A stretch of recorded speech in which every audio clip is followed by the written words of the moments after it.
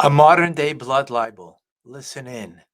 And from the court, the International Court in Hague itself.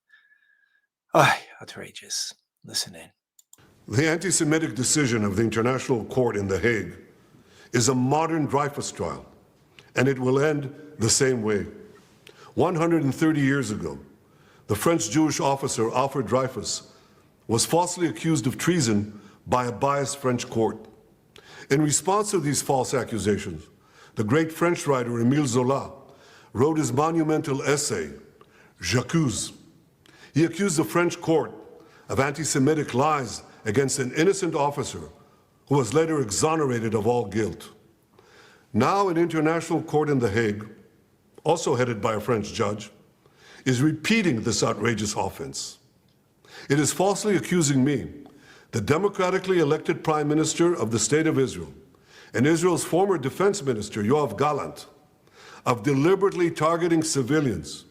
This when we do everything in our power to avoid civilian casualties. We issue millions of text messages, phone calls, leaflets to the citizens of Gaza to get them out of harm's way, while the Hamas terrorists do everything in their power to keep them in harm's way, including shooting them, using them as human shields. The court in The Hague accuses us of a deliberate policy of starvation. This when we've supplied Gaza with 700,000 tons of food to feed the people of Gaza. That's 3,200 calories for every man, woman, and child in Gaza. And these supplies are routinely looted by Hamas terrorists who deprive their people of much-needed food. Yet just in the last few weeks, Israel facilitated the vaccination of 97% of the people of Gaza against polio. This doesn't prevent the court of accusing us of genocide. What in God's name are they talking about in The Hague? The truth is simple. No war is more just than the war that Israel has been waging in Gaza after Hamas attacked us unprovoked, launching the worst massacre against the Jewish people since the Holocaust. The decision to issue an arrest warrant against me, the democratically elected Prime Minister of the State of Israel, and our former Defense Minister, was made by a rogue prosecutor who's trying to extricate himself from sexual harassment charges, and by biased judges who are motivated by anti-Semitic sentiments against the one and only Jewish state. These judges did nothing. They did nothing against the real war crimes committed against the millions who've been murdered or uprooted by the dictatorships in Iran, Syria, and Yemen. Instead, they falsely accused the one democracy in the Middle East, Israel, thereby imperiling the right of all democracies to defend themselves against murderous terrorists and tyrants. Nor did the court do anything against the Hamas terrorists who raped our women, beheaded our men, burned babies alive in front of their parents, and kidnapped hundreds of men, women, and children to the underground dungeons of Gaza. They're still holding 101 hostages, citizens of many lands, including the United States. Come to think of it, the court did issue one arrest warrant against Hamas. Now hear this. They issued an arrest warrant against the corpse of the Hamas arch-terrorist Mohammed Dev. His corpse. What an absurdity. No biased anti-Israel decision in The Hague will prevent the State of Israel from defending its citizens. And I want to thank our many friends around the world, especially those in the United States, who've condemned this outrage and who have said that this decision will have severe consequences for the ICC and those who cooperate with its decision. Israel will not recognize the validity of this decision. We will continue to do everything we must do to defend our citizens and defend our state against Iran's axis of terror, Iran and its terrorist proxies, which include Hamas, Hezbollah, the Houthis, and others. Our enemies are your enemies, and our victory will be your victory, the victory of civilization over barbarism and tyranny.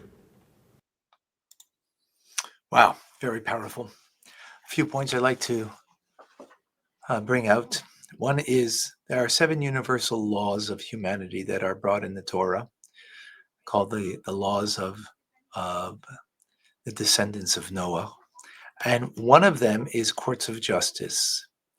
the basis of social justice, the basis of humanity, that we can live together in peace, is that you have proper courts of justice where people feel that they can trust the courts because they're not biased.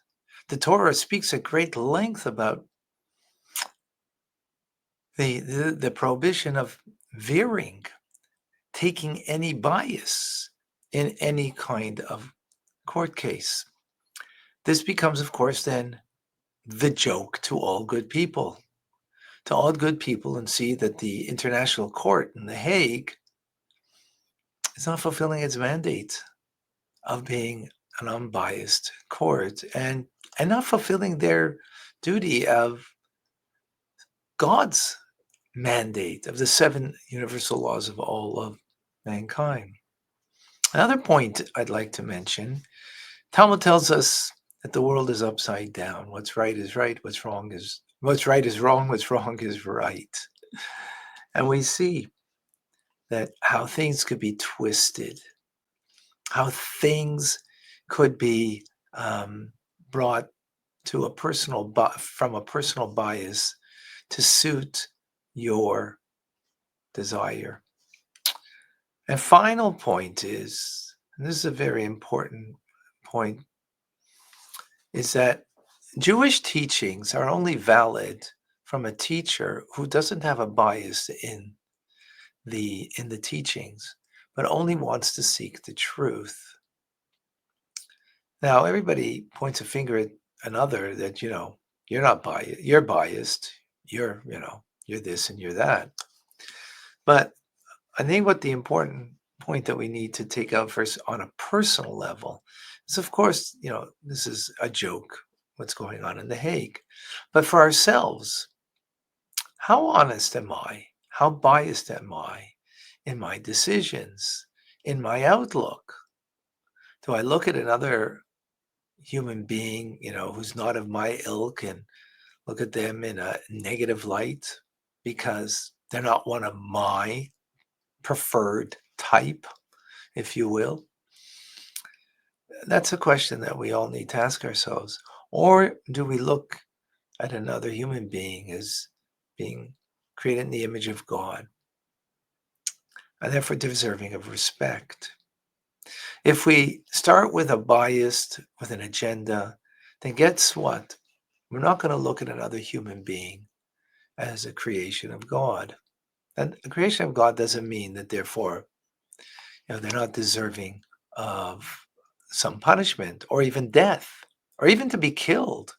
The Torah tells us if someone rises up to kill you, it's a command, an obligation to kill that person if that's the only way to stop them. Right? And that's a divine thing to do. And that's exactly what's going on in the Middle East. But the important point is in the discussion of all this is looking at another human being created in the image of God and not based on my bias. If we can do that, that will be the beginning of healing of all the issues of the International Court and what they're doing in their great joke, if you will, painful joke, stupidity. But that's on a personal level, on a personal take home from all of this. What do you think? Please share with me.